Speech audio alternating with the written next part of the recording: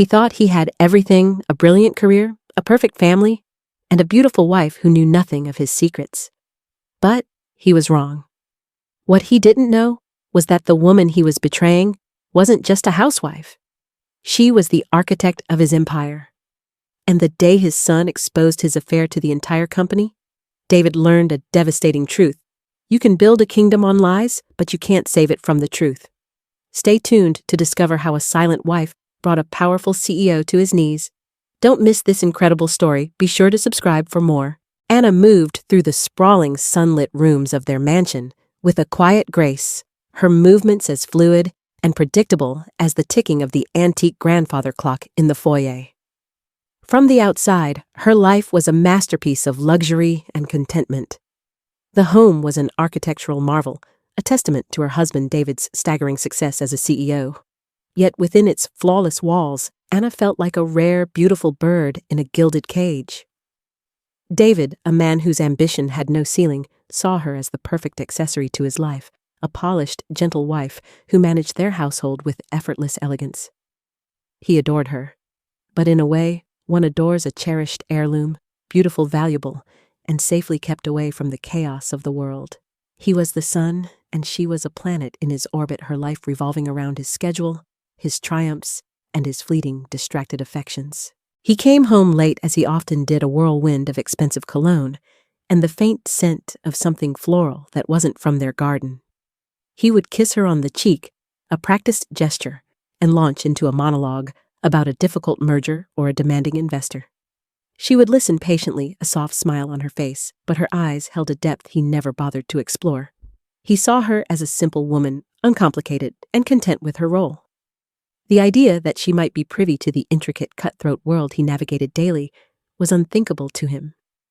He was the one who fought the battles, and she was the one who provided the serene, perfect harbor to return to. The thought of an affair with Clara, his sharp, ambitious assistant, was a separate and contained part of his life, a professional entanglement that fueled his ego and gave him a sense of thrilling secrecy. He believed Anna was too naive, too innocent to ever suspect. She was his past, and Clara, his future. Little did he know Anna wasn't just observing him. She was observing everything. She saw the new shirts, the casual dismissal of her questions, the way he flinched when his phone buzzed at dinner. To him, her silence was acceptance. To her, it was a silent vigil. She knew the golden cage was beginning to show its cracks, and she was watching them widen with a quiet, heartbreaking certainty. The air in the house grew thin with an unspoken tension, a silent presence that Anna felt long before she could name it. David's late nights grew longer, his excuses more elaborate, and the subtle changes she had noticed before began to sharpen into clear, undeniable signs. He had a new ritual, a quick, furtive check of his phone as he walked through the door, his thumb hovering over the screen before he would tuck it away. The scent of his cologne, once a familiar comfort, now seemed to mingle with something foreign, a delicate, almost floral perfume that clung to his shirts like an unwelcome ghost. It wasn't just the physical details that gave him away. It was the emotional distance. His conversations with her became a series of half-truths and vague statements, as if his mind were always elsewhere, calculating a move she wasn't a part of. One evening, as she was putting away his laundry, a small, silver cufflink fell from his pocket. It wasn't one of the classic monogrammed ones she had given him for their anniversary. This one was sleek, modern, and clearly a woman's taste. The tiny, innocuous object felt like a grenade in her hand, a single definitive piece of evidence that shattered the illusion of their life. She didn't confront him. Instead, she placed it back in his pocket and watched him wear the shirt the next day, a flicker of something cold and calculating behind her calm eyes. He was so confident in his deception, so certain of her obliviousness, that he didn't even bother to be careful. The discovery didn't break her. It hardened her resolve. The woman he saw, simple, naive, and trusting, was a carefully constructed facade. Beneath it was a mind that could dissect code and solve complex problems. She had built his empire from the shadows, and now she would use those same skills to navigate the new, treacherous landscape he had unknowingly created. The game was no longer about love and trust. It was about information and strategy. and Anna, in her quiet, unassuming way, was about to become the most formidable player. Anna's memories were a quiet film reel playing back the years David had forgotten. She remembered the late nights in their small apartment, the glow of her laptop screen illuminating his hopeful face, as she coded the very software that would become the backbone of his company. She was a tech prodigy, a brilliant mind that could see patterns and solutions where others saw only chaos. She had built the company's first firewall, architected its core data systems, and even designed the initial user interface. But as the company grew, so did David's ego, and he began to see her contributions as little more than a helpful gesture from his loving wife. Her choice to step back and focus on their family was a conscious one, a decision to support his public-facing role, while she remained the silent, unseen foundation. She loved him, and she believed in his vision. Her name was nowhere on the company's official records, a testament to her quiet dedication. He had always presented himself as the sole genius behind the operation, and she had allowed him to finding contentment in her private life with their son Leo. Yet as she stood by the window watching his luxury car disappear down the driveway, the quiet contentment was replaced by a cold, sharp resolve. The years of selfless work, the intellectual labor she had poured into his success, now felt like a debt he was callously ignoring. He thought he was a self-made man, a titan of industry who had left his humble beginnings far behind. He didn't realize that the very ground he stood on was an intricate web she had woven. He believed she was a simple housewife, but that was her greatest advantage. He had underestimated her because he had stopped seeing her. And in his blindness, he had given her the perfect cover to see everything. The time for being a silent partner was over. The time for being the architect of her own destiny once again had just begun. Anna's mind, once focused on the delicate details of their family life, now returned to the complex architecture of data and networks she had so easily mastered years ago. The seemingly innocuous behaviors of her husband were no longer just personal slights. They were data points in a larger, more sinister pattern. She needed to move beyond suspicion and into certainty. The first step was to discreetly access his digital life. She knew his passwords, a remnant from a time when they shared everything, but she chose a more sophisticated path. From a hidden laptop in her study, a relic from her past life, she began to build a digital web. She didn't hack his devices in a crude or obvious way. Instead, she used her expertise to mirror his email and cloud accounts, creating a ghost presence that silently siphoned information. The process was methodical and cold, a stark contrast to the emotional turmoil she felt. She found emails from Clara not just about business, but filled with intimate coded language and future plans that excluded her. She saw photos taken at company events where Clara's hand lingered a moment too long on David's arm. With each file she opened, the picture became clearer, more damning. He wasn't just having an affair. He was actively planning a new life, a future built on her erasure. The pain was sharp, but she suppressed it, channeling her emotions into a detached, analytical focus. The woman he thought he was deceiving was a ghost in his machine, a silent observer gathering the very evidence that would one day bring his world crashing down. The golden cage was no longer her prison. It was her command center. Leo was a quiet boy, possessing his mother's keen mind and a sensitivity that allowed him to see beyond the polished surface of their family life. He was 10, but his observations were far more mature than his years. He felt the shift in the house, like a change in weather, a subtle but undeniable drop in temperature. He watched his father, a man he idolized, become a stranger in their home. The playful wrestling matches and bedtime stories were replaced by quick, distracted hugs and promises of, maybe tomorrow. Leo's love for his mother was fierce and protective. He noticed the way she'd flinch when the phone rang, the sad, distant look in her eyes when she thought no one was watching. One afternoon, he found her sitting alone in the study staring at her old laptop. The screen was a whirlwind of numbers and code, a world he didn't understand, but sensed was deeply important. She wasn't the same woman who baked cookies with him. She was someone else, a person with a hidden strength and purpose. He didn't ask questions. Instead, he simply sat beside her, resting his head on her arm. He understood in a way an adult couldn't, that his mother was fighting a battle no one else could see. He sensed his father's betrayal, not through facts or evidence, but through the quiet suffering of the woman he loved most.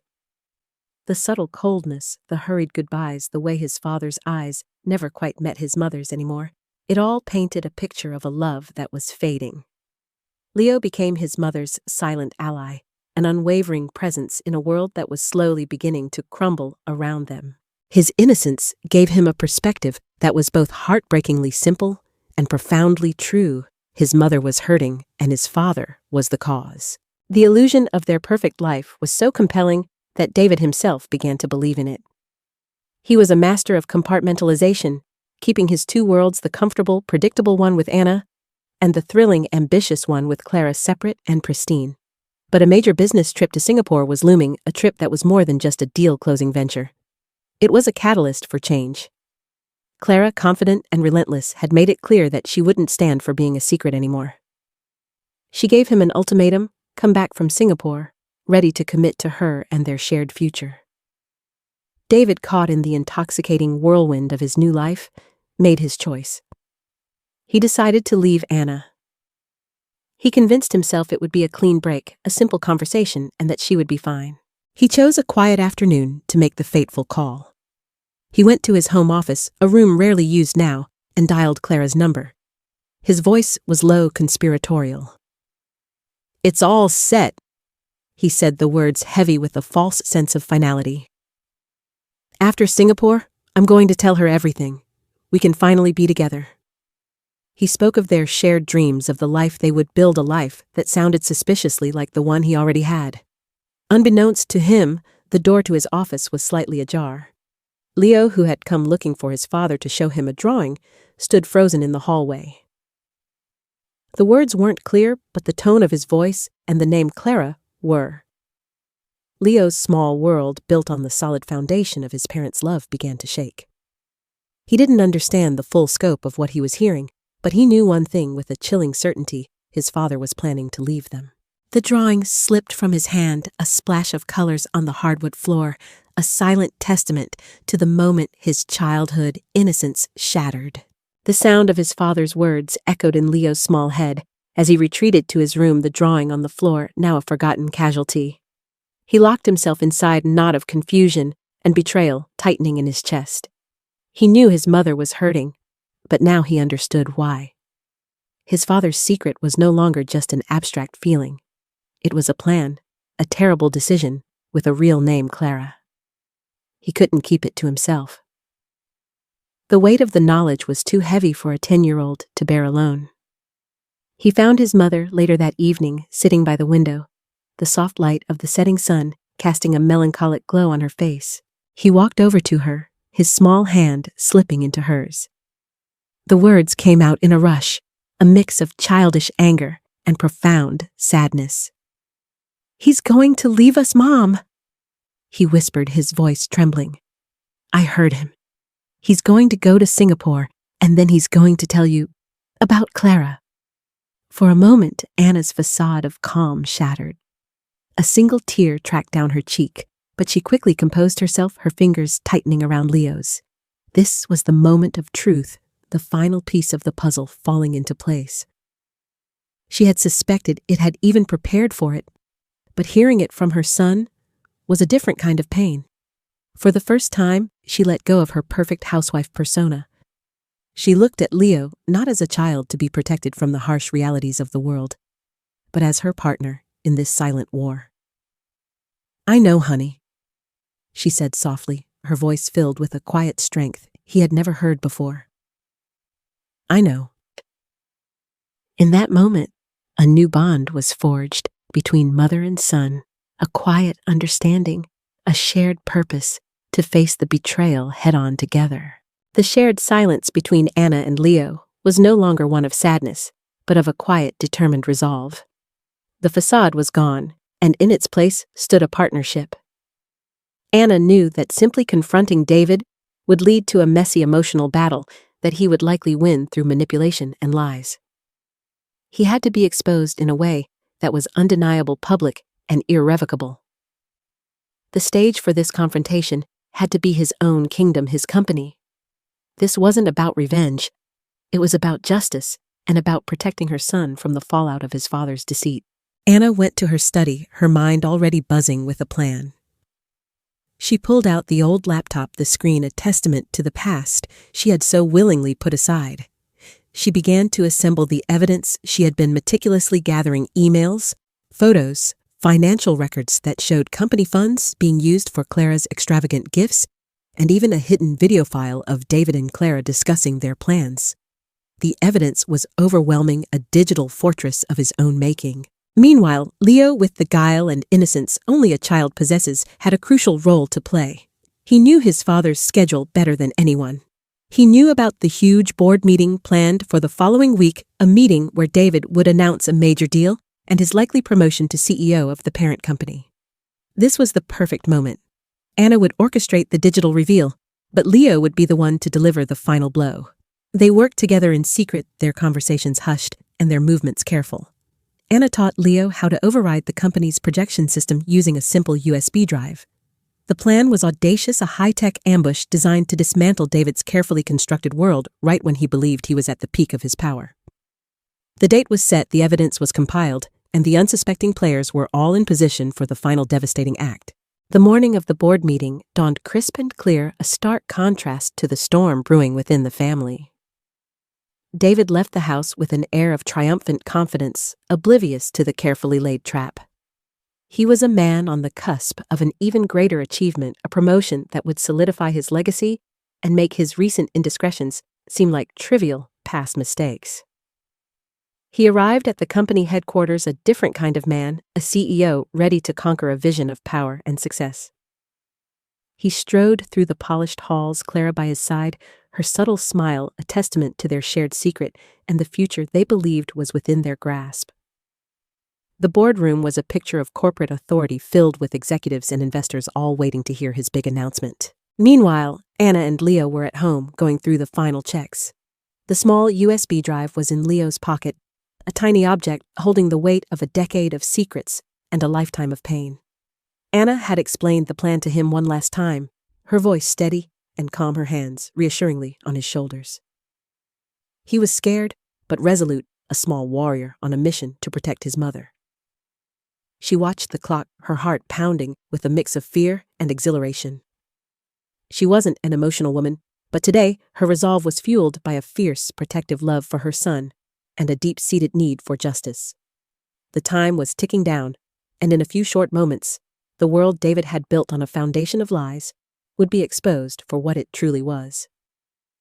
The stage was set, the players were in their positions, and the final act was about to begin.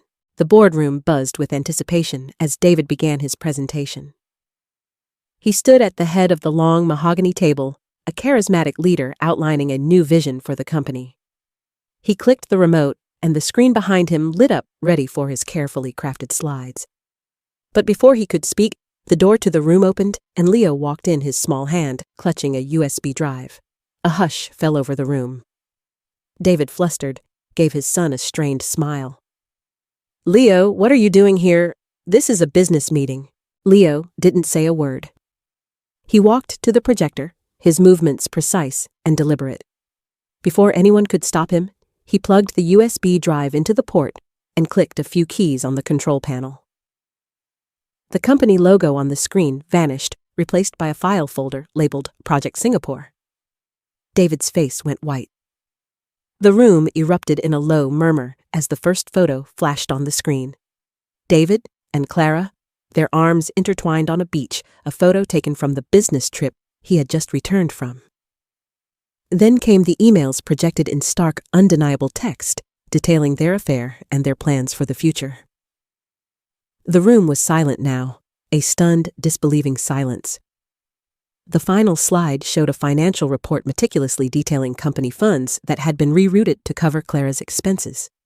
David stood frozen, his perfect world unraveling before his eyes, his carefully constructed lie exposed by the very innocence he had so carelessly disregarded. The boardroom dissolved into chaos.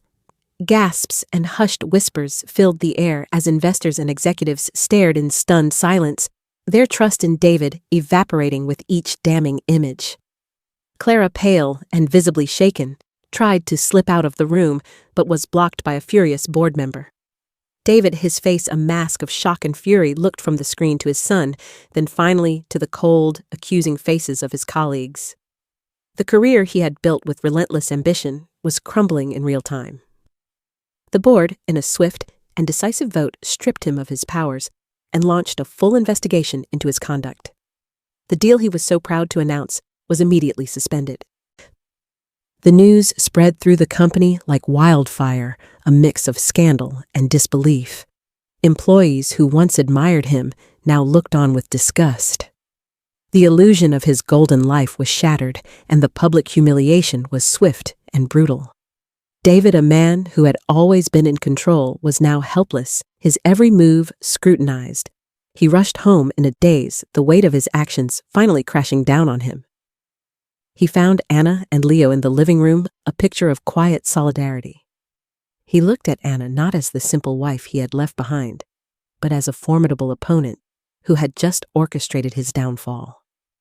He opened his mouth to rage, to accuse, but the words died in his throat. He saw the cold, determined resolve in her eyes and realized the true extent of his arrogance. The golden cage had been his prison all along, and Anna, its architect. In the tense silence that followed his return, David finally saw her. He had spent years looking at Anna, but he had never truly seen her.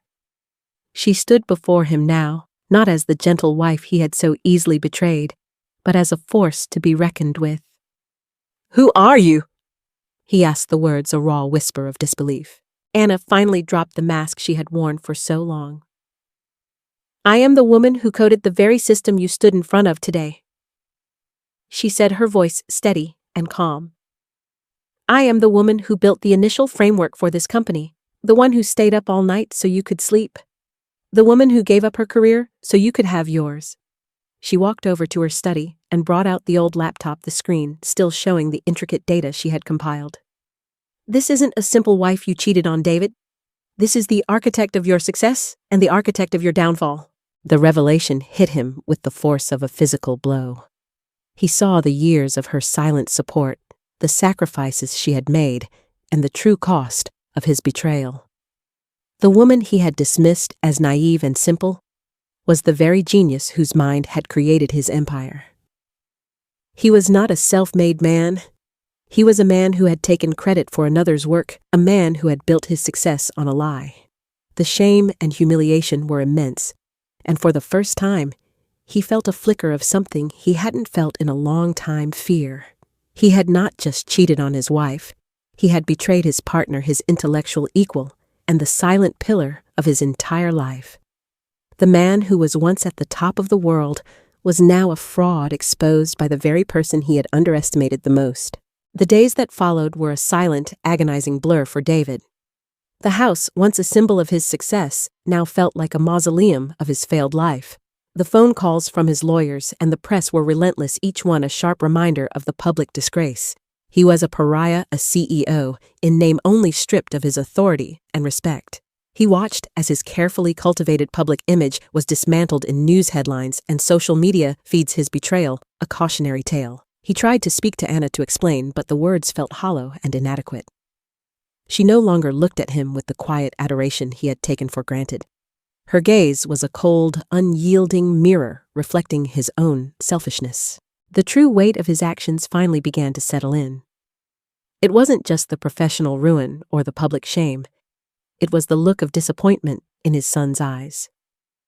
Leo, once his biggest fan, now kept his distance, his small face a mask of hurt and mistrust. David saw his son's drawing on the floor, a relic of the day everything changed, and the full gravity of his betrayal hit him. He hadn't just cheated on his wife, he had broken his son's heart. He was a failure as a husband, a father, and a man. He realized that redemption wouldn't come from a simple apology. It would be a long, arduous journey, a road paved with genuine remorse and a desperate need to earn back the trust he had so carelessly thrown away. He had to face the man he had become and try with every fiber of his being to become the man he should have been all along. Weeks turned into months, a quiet purgatory in the once bustling mansion. David, humbled and broken, dedicated himself to the long, painful process of atonement. He spent his days at home, a stark contrast to his previous life, and began to see his family not as a backdrop to his success, but as the only thing that truly mattered. He began to talk to Leo not about business or ambition, but about his feelings, his mistakes, and his deep regret. He read bedtime stories, helped with homework, and was present in a way he had never been before. Anna watched him, her heart a tangled knot of pain and cautious hope. She had built her life around forgiveness, but this betrayal felt different. It had been so complete, so callous. Yet she saw the change in him. The arrogance was gone, replaced by a quiet humility. He was no longer the CEO of a company, but a man desperate to save his family. One evening, he came to her not with excuses, but with a simple, tearful apology. He didn't ask for her to forget, only for her to consider a future where they could try to rebuild. After a long, quiet pause, Anna looked at her son, then back at David. She wasn't forgiving him for his sake, she realized, but for her own and for Leo's. The path to healing would be long and fraught with difficulties, but a faint, hopeful light had appeared at the end of the tunnel. She gave him a small, hesitant nod, and in that moment, a new beginning, fragile and uncertain, was born from the ashes of their past. The company, reeling from the scandal, had to be rebuilt from the ground up, and David was at the center of the storm. Stripped of his CEO title, he was now an advisor, a man working tirelessly to right the wrongs he had caused. The experience had humbled him, forcing him to reevaluate his entire value system. He no longer chased after fame or power, but instead focused on rebuilding trust, not just with his family, but with his colleagues and employees. He championed transparency, honesty, and a company culture that valued integrity above all else. He became a different kind of leader, a man who led with empathy rather than ambition, a CEO who understood that true success was not measured in profits, but in the respect and loyalty of the people he worked with. At home, the wounds were slow to heal, but the family was moving forward. David and Anna began to talk openly, not just about their past, but about their future. They were no longer a man and his beautiful accessory, but two equal partners building a new foundation based on mutual respect and shared experience. Leo, now a child with a newfound wisdom, saw a new man in his father, a man who showed up, who listened, and who was genuinely sorry. The golden cage had been broken, and in its place, a home was being built brick by painful brick. The story wasn't a fairy tale with a perfect ending, but a real-life testament to the messy, difficult, and ultimately hopeful journey of forgiveness and redemption. David, a man who had everything and lost it all, had finally found the one thing he had been missing all along himself.